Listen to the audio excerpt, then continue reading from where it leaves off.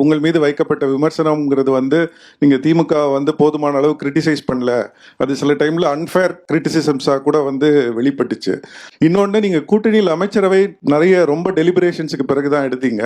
அதுல தொல் திருமாவளவன் அவர்களுடைய தனிப்பட்ட விருப்பம் அப்படிங்கிறது எவ்வளவு இருந்தது, எவ்வளவு தூரம் கட்சியினுடைய டிமாண்டுக்காக போன இது இருந்தது? இடதுசாரிகள் நிபந்தனையற்ற ஆதரவை அளிப்பது என்ற முடிவை எடுத்தார்கள்.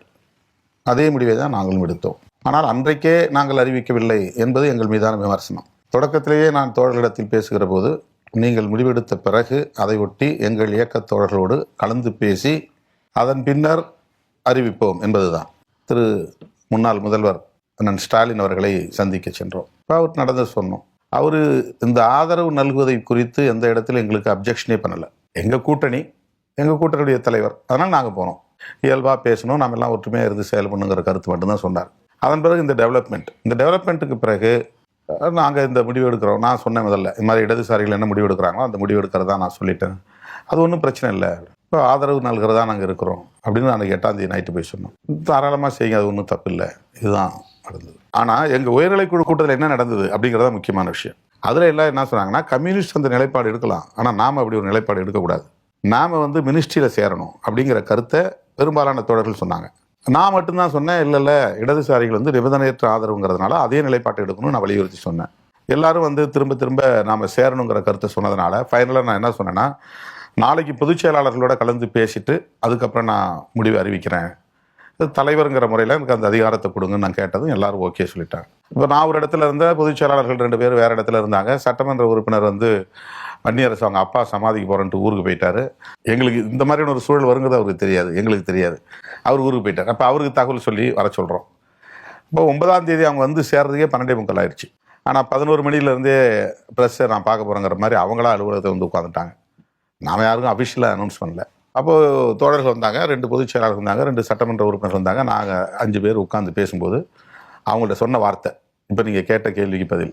தனிப்பட்ட முறையில் என்னுடைய கருத்து அமைச்சரவையில் சேரக்கூடாது, ஆட்சி அமைக்க ஆதரவு.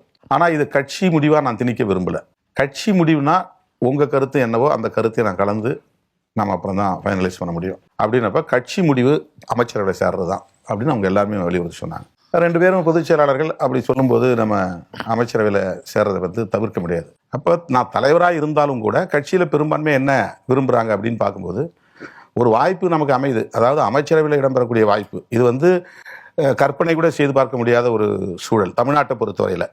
இந்தியாவில் தமிழ்நாட்டை தவிர எல்லா மாநிலங்களிலும் தலித்துகளுக்கு பவர் ஷேர் கிடைக்குது, முதலமைச்சர் ஆகிறாங்க, 1க்கும் மேற்பட்ட அமைச்சர்கள் அமைச்சரவையில் இடம்பெறுறாங்க, துணை முதலமைச்சர் கிடைக்குது, ஹோம் அஃபேர்ஸ் கிடைக்குது. கர்நாடகாவிலே இது அமையுது. ஆந்திராவில் துணை முதலமைச்சர் எப்போவே கொடுத்துருக்குறாங்க, தெலுங்கானாவில் துணை முதலமைச்சர் கொடுக்குறாங்க.